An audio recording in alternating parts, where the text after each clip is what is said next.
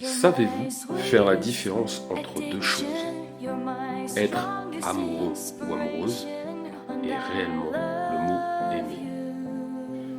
Déjà, la première étape, parce qu'il y a deux étapes, cette première étape est le fait d'avoir ce sentiment, d'avoir cette idée, cet état, ce ressenti d'être amoureux ou amoureuse. C'est hormonal et ça a une durée dans le temps. Être amoureux ou amoureuse, c'est une représentation. Une représentation sur des choses un peu éphémères, telles le physique, l'apparence et l'attitude superficielle que vous pouvez avoir lors d'une soirée par exemple. Quand l'on creuse un peu plus, plus en profondeur, vous allez découvrir que cette personne est tout autre dans une relation de couple et vous allez certainement trouver des défauts.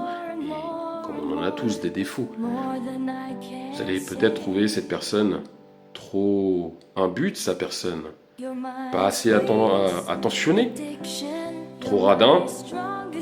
Peut-être que cette personne procrastine, peut-être que cette personne n'a pas la même vision interne de l'amour et d'une relation.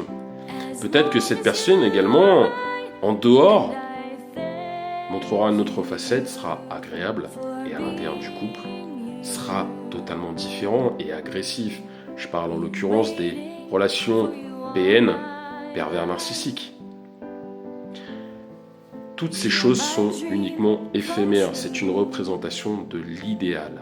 Donc ce côté amour ou amoureuse, c'est vraiment la première étape. Il faut bien faire la distinction entre amour et aimer la personne. Ensuite vient cette deuxième étape, aimer. C'est quand vous avez assez creusé. Et là, vous voyez et vous aimez cette personne à travers ses qualités et ainsi que ses défauts. Vous les acceptez, vous êtes en accord avec ses principes. Il y a toujours des hauts, des bas, mais vous aimez cette personne dans son entièreté.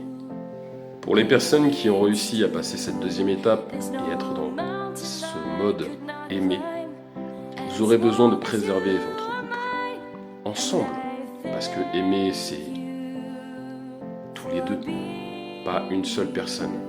Vous aurez besoin de rester, et vous allez rester. Vous ferez en sorte de garder la plus belle courbe de votre partenaire. La plus belle courbe étant le sourire, la joie.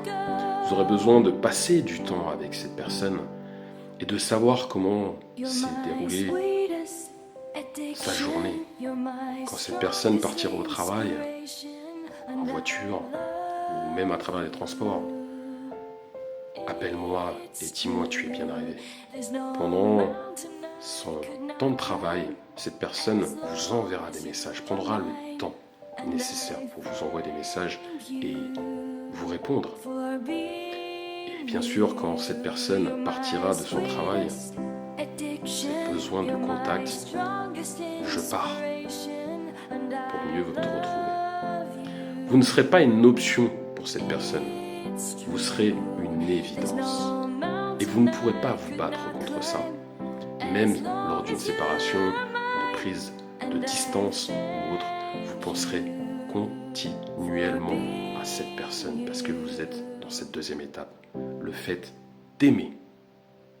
Dites-moi ce que vous en pensez à travers vos commentaires et si vous avez besoin de plus de conseils, n'hésitez pas à venir du lundi au vendredi à partir de 21h30 en live avec moi pour débattre de différents sujets ou bien de m'envoyer un message privé pour un accompagnement.